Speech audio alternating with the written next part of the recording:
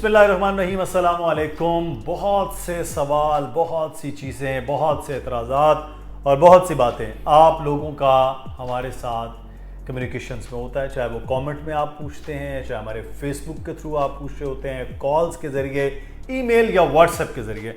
तो उन्हीं सवालों पर एक आज मुश्तमिल वीडियो है कि बहरिया टाउन में अगर आप कोई प्लॉट ले रहे हैं, कोई विला बुक करवा रहे हैं, या शॉप ख़रीद रहे हैं, या ऑफिस की ख़रीदारी चाहते हैं, या अपार्टमेंट आपकी चाहत है, तो उसमें कौन से ऐसे 5 सवालात अहम हैं जो पूछिए डीलर से, ज़रूर पूछिए बिल्डर से, जो भी जिसके साथ आप डील कर रहे हैं, ताकि कल को किसी किस्म का कोई नुकसान ना हो। और तरीक़ाकार क्या आपको रखना चाहिए, 5 ऐसी चीज़ों पर हम बात करेंगे। हमारे साथ अली रज़ा मौजूद हैं।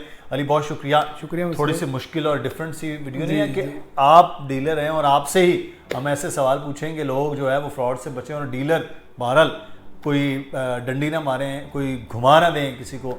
इसलिए तो सबसे पहले अली आपसे ये सवाल है कि कोई भी बंदा बहरिया टाउन में किसी भी ख़रीदारी करता हुआ सबसे पहला पॉइंट क्या हो जो वो आया है और कुछ भी लेना चाहता है, तो उसको मद्देनज़र रखना है। मुझे भाई शुक्रिया। देखिए, ये बड़ा अहम है कि लोगों को आगाही मिले, क्योंकि बड़ी मार्केट है, तो अभी ये काम सिलसिला तो चलता रहेगा लंबे अरसे तक। पहला पॉइंट ये है कि आप अगर एज अ बायर किसी के पास गए हैं तो आपको उनकी बॉडी लैंग्वेज से, उनकी गुफ्तगू से, उनके प्रोडक्ट नॉलेज से ही पता चल जाएगा कि ये काम नया कर रहे हैं या पुराना कर रहे हैं, या ये कितना काम जानते हैं, कितना जानते हैं। पहले वो आपने ये देखना है कि आप कुछ भी ख़रीदने जा रहे हैं तो जो नॉलेज आपको मिल रहा है उसको काउंटर कंफर्म कर लें, काउंटर चेक कर लें। डिजिटल मीडिया का दौर है, यहाँ से मालूमात हासिल कर लें। अगर वो बताई गई मालूमात और आपने जो रिसर्च किया वो एक जैसी हैं, तो आप आगे प्रोसीड कर सकते हैं उन्हीं रियल स्टेट कंसल्टेंट से। उनसे फिर आपने प्लॉट लेना है तो उसके बारे में मालूमात लें, या कोई प्रोजेक्ट लेना है या कुछ भी लेना है तो आप प्रोसीड कर सकते हैं। क्योंकि जो पहला पॉइंट है, चेकलिस्ट है प्रोडक्ट नॉलेज की, वो आपको अगर एग्जैक्ट मिल गई है तो आप ज़रूर प्रोसीड कर सकते हैं। मतलब प्रोडक्ट नॉलेज जो है वो आप समझते हैं सबसे पहला है, लेकिन बहुत से ऐसे मैं दोस्त तो नहीं कहूँगा क्योंकि फ्रॉड करने वाले हमारे दोस्त नहीं हो सकते, लेकिन बहुत से ऐसे प्रॉपर्टी करने वाले हैं, उनको प्रोडक्ट नॉलेज बड़ी अच्छी होती है, बातें बड़ी लच्छेदार होती हैं, मक्खन बड़ा उनकी गुफ्तगू में होता है। तो ये तो उसमें आगे की ठीक, लेकिन अब गुफ्तगू अच्छी, प्रोडक्ट नॉलेज अच्छा है, नेक्स्ट स्टेप क्या होना चाहिए? किस तरह वो उस प्रॉपर्टी कंसल्टेंट को देखे कि ये वाकई ईमानदार है और काम सही कर रहा है? मुदस्सिर भाई, इसमें इसके बाद ऑफिस क्रेडिबिलिटी का बड़ा अहम किरदार है। अच्छा। ऑफिस कितना क्रेडिबल है जिसमें वो काम कर रहे हैं। क्योंकि अगर ऑफिस क्रेडिबल है तो आपकी एक चेकलिस्ट और कंप्लीट हो गई। क्योंकि एंड ऑफ द डे आप एक अच्छे ऑफिस की जब रिसीविंग लेकर जाएंगे उसकी वर्थ होगी। ऑथराइज डीलर्स में मैंने कभी नहीं सुना कि उनमें किसी ने, अगर कोई भी ऑथराइज डीलर है उसमें अगर ऑफिस में 10 या 15 लोग बैठे हैं तो वो जिम्मेदार है, वो ऑफिस अपने जो अंडर लड़के हैं या जो साथ लड़के हैं उनका जिम्मेदार है, पहली बात। दूसरी बात, वो कंप्लेन कर सकते हैं बैरिया में कि ऑथराइज डीलर ने किया, तो ऑथराइज डीलर तक बैरिया की एक्सेस है, डायरेक्ट एक्सेस है। थर्ड, आप जब डील करें प्रोडक्ट की, आपको कोई प्लॉट बताया जाता है तो आप प्लॉट के डॉक्यूमेंट्स उनसे लें, या चलें डॉक्यूमेंट से पहले अगर वो आपसे डाउन पेमेंट या टोकन अमाउंट का तकाजा करते हैं तो वो आप जो उनको पेमेंट करें इंडिविजुअल अकाउंट में, तो उनका ऑफिस कार्ड मांग लें। उनको पेमेंट भिजवाने के बाद फौरन रिसीविंग का तकाजा करें, मतलब जो भी अमाउंट रिसीव हुई है। कनेक्ट होगा कि आपको ईमानदारी का पता चलेगा। ये तो दूसरा मेरा सवाल है, जो आप बात कर रहे हैं वो आगे सवाल है कि ट्रांजैक्शन और किस तरह से वो करनी है। चलें, अभी हम बात करते हैं प्लॉट के हवाले से कि अगर किसी ने प्लॉट लेना है, 125 हो, 75 हो, या कोई 1000 गज का, 2000 गज का, क्या तरीकाकार और किस चीज़ों को मद्देनजर रखना है? अगर बायर हैं या सेलर हैं, जो भी हैं, तो किन चीज़ों का ख्याल रखना है? क्या क्या हो कि प्रॉपर्टी डीलर के फ्रॉड से भी बचें और बाकी किसी नुकसान से भी बचें? देखें, पहले तो प्लॉट की अवेलेबिलिटी बड़ा इंपॉर्टेंट सवाल है कि जो प्लॉट आपको दिया जा रहा है, आप आउट ऑफ कंट्री हैं तो आप अपने एजेंट भाई हमारे हैं, कंसल्टेंट हैं, उनसे कहीं गुजारिश करें कि उसकी वीडियो आपको फिजिकली दिखाएं। ठीक, ऐसा ना हो कि दिखा ये वाला रहे हैं और ये वाला डिप्रेशन में निकल आए, दिखा बुरा रहे हैं निकल अच्छा आए, ऐसा जो कि बहुत कम होता है। के साथ मैप और वीडियो, ठीक, ये दो ऐसी चीजें हैं जो गलत नहीं हो सकती। और मेक श्योर करें कि एक गूगल मैप है, गूगल मैप से आप खुद भी रिसर्च कर सकते हैं। आने वाली बैरिया का गूगल मैप मौजूद है, बैरिया का गूगल मैप मौजूद है। अगर उससे 100% एक्यूरेसी नहीं है उसकी, क्योंकि बहुत लो इमेज हो जाती है जब आप उसको जूम इन करते हैं, लेकिन आपको आइडिया हो जाता है कि ये प्लॉट आपका ऑन ग्राउंड रेडी है या नहीं, क्योंकि रोड कारपेटिंग पता चल जाती है। ठीक है। उसके बाद वीडियो आप अपने प्लॉट की मंगवाएं कि जो आप मुझे प्लॉट दे रहे हैं उसकी वीडियो दिखाएं, अगर आप पाकिस्तान में फिजिकली विजिट नहीं कर सकते। फिर प्लॉट नंबर की कंफर्मेशन, ये बड़ा अहम है। देखें, 1-2 प्लॉट आगे पीछे हों ये चलेगा, प्लॉट उसी स्ट्रीट में अगर 2, 4, 5, 6 प्लॉट भी आगे पीछे हैं तो ये कोई मसले वाली बात नहीं। अगर 100 नंबर नहीं है तो 105 है, 106 है। लेकिन अगर बता रहा हूँ मैं इस साइड का और निकला है वो ईस्ट ओपन, बताया जा रहा है वेस्ट ओपन, ये एक मसले की बात है। फिर एक कभी कभी ऐसा भी होता है, एक रोड है उसके एक जानिब जो प्लॉट है वो सारे हाइट पे हैं या लेवल रोड और दूसरी डिप्रेशन है। तो जब लोग, ऐसा हमें बताया गया है, ऐसा हमने अपने तौर पे कोशिश भी किया कि ये काम ना करें लोग, क्योंकि फिर अगली दफ़ा हमें भी प्लॉट या कुछ सेल करने में मुश्किल पेश आती है, क्योंकि यकीन दिलाने वाला मामला शुरू हो जाता है। लोग लेवल वाले प्लॉट को दिखा के देख के जी फिजिकली देखें, अगर आप नहीं हैं तो वीडियो पे या किसी अपने दोस्त के जरिए यहाँ पर वो विजिट करवाएं।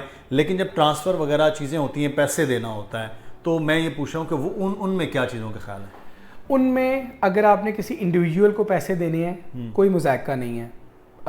उनका कार्ड ऑफिस का, उनका बैंक अकाउंट ये आप मंगवा लीजिए और उसमें ट्रांजैक्शन आप कर सकते हैं, क्योंकि इंडिविजुअली अमाउंट एजेंट के अकाउंट में आती है, कंपनी अकाउंट में नहीं आती है, क्योंकि हर प्लॉट वगैरह की, क्योंकि बहुत सारे लोग हैं तो फिर वो ट्रांजैक्शन घूम पे, यानी कि कभी मेरी आ रही कभी आपकी, तो एक लंबी कितार है और लिस्ट है।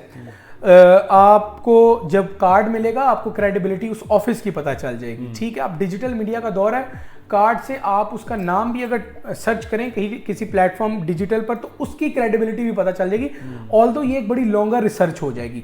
तो आप इन्वेस्टमेंट करते हो बिल्कुल कोशिश करें बैंक ट्रांजैक्शन हो, वो ट्रेस हो जाती है एटलीस्ट। वो आप इंडिविजुअली करें, कंपनी अकाउंट में करें, वो डिपेंड करता है। लेकिन बहुत से लोग तो कैश रखा हुआ है ना, वो कैश लाते हैं, कहते हैं यार कैश में। अगर आपको कैश मिला है तो आप ऑफिस की रिसीविंग जरूर लें। ऑफिस की रिसीविंग, सादा रिसीविंग कोई नहीं, व्हाइट पेपर की रिसीविंग कोई मैटर नहीं करती। एक ऑफिस की रिसीविंग होती है जिस पे लिखा होता है ये कंपनी नेम है, ये अमाउंट है, ये डील हुई है, ये सारी चीजें। सही, तो ये यकीनन। अच्छा, इससे आगे हम चलते हैं प्लॉट से, वो है अपार्टमेंट या ऑफिस या कुछ भी शॉप्स जो है प्राइवेट कंस्ट्रक्शन में।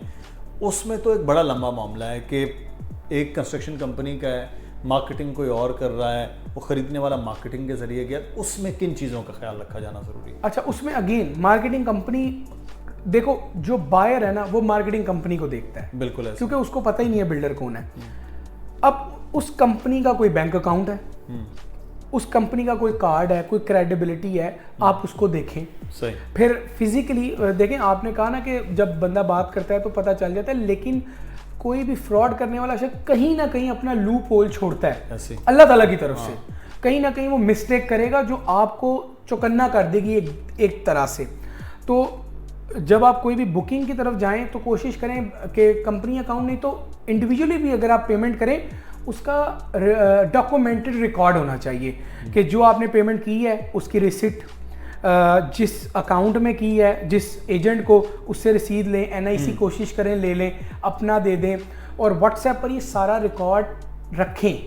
ऐसा नहीं है कि डील हो गई तो डिलीट हो जाता है, बहुत सारे लोग कर भी देते हैं, हम भी कर देते हैं चैट डिलीट, लेकिन कोशिश करें कि आप इसको रखें। बाकी बैरिया टाउन में मैक्सिमम लोग वैसे काम कर रहे हैं। वैसे भी ये फिर कैसे चेक हो कि ये प्लॉट है तो ये है भी इनके पास या नहीं है, कि मार्केटिंग कर रहे हैं, तो जो बिल्डर है वो कैसे पता चलेगा? मुझे भी प्लॉट स्टेटमेंट है, उस पर नंबर लिखा होता है। अगर वो आपको स्टेटमेंट मिल जाती है तो ये कंफर्म हो जाता है कि ये प्लॉट इन्हीं का है। ठीक है, क्योंकि उस पर नाम भी है, नंबर भी है, और वो बैरिया कंफर्म करता है कि ये स्टेटमेंट लीगल है, इसमें कोई मसला नहीं है।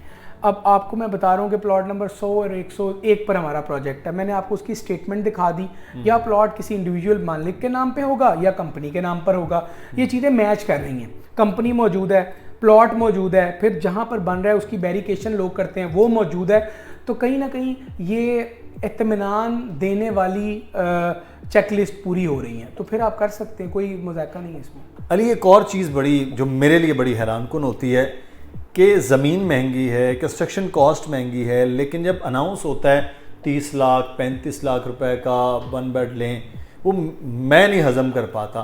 तो ये भी फ्रॉड की सूरत है, ये क्या चक्कर है, ये इसको मद्देनज़र नहीं रखना चाहिए जो बायर है कि भाई मैं एक 1 बेड मिल रहा है 45 लाख का, दूसरा मिल रहा है 45 का, वो 46 47 45 44, एक बंदा एकदम से आया कहता है 32 लाख का 35 लाख का, तो ये कुछ समझ से बालातर नहीं?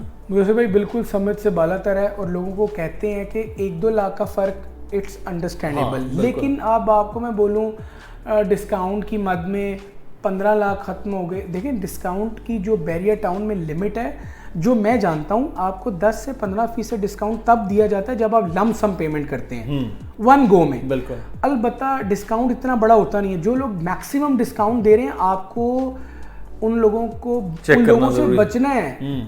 अभी आप देखें कि पानी की बोतल अगर 70 रुपए की है, तो अगर मैं 50 की दे रहा हूँ तो आपको मुझसे खबरदार होना है कि एक बोतल है, ये मसला क्या है। हाँ। मैं कैसे एक कंपनी की बोतल 50 में बेच सकता हूँ, मुमकिन नहीं है।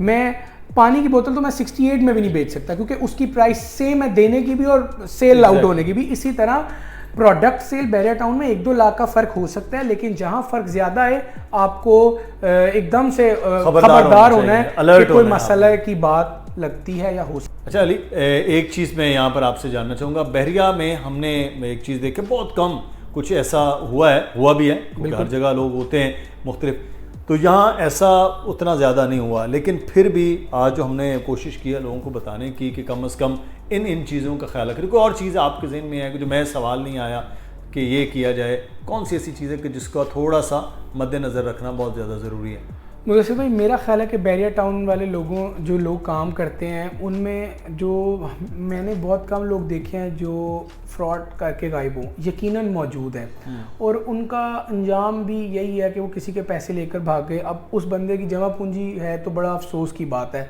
लेकिन मैक्सिमम लोग मैंने देखा है कि चीट नहीं करते। अलबत्ता चीटर का कोई फ्यूचर नहीं है उस मार्केट में एटलीस्ट, और डिजिटल मीडिया का दौर है, वो बंदा, वो बंदी, वो शख्स, वो कंपनी, वो इदारा छुपता नहीं है, क्योंकि सब डिजिटल मीडिया पर आ जाता है, और डिजिटल मीडिया के जहां फ़वाइद हैं वहां खौफनाक हद तक नुकसानात भी उठाने पड़ते हैं चीटर्स को। बिल्कुल, शुक्रिया अली, तफसील के साथ हमने बताने की कोशिश की है जनाब के कुछ ऐसे सवालात, 5 सवाल जो हमने रखे थे उससे भी ज़्यादा हो गए। अच्छी बात है जो आपके कंसर्न थे, जो हमारे भी जहन में आता है, तो फिर भी आपका कोई सवाल हो वो ज़रूर पूछेगा कमेंट में, लेकिन ख्याल रखना है ऐसे फ्रॉडियों से बचने के लिए वो तरीक़ाकार हमने कुछ बताने की कोशिश की है। अगर आपका कोई बैड एक्सपीरियंस है ज़रूर बताइएगा कमेंट में, और कुछ सवाल हो तो वो भी आप कमेंट में पूछ सकते हैं। अपना ख्याल रखिएगा, अल्लाह हाफ़िज़।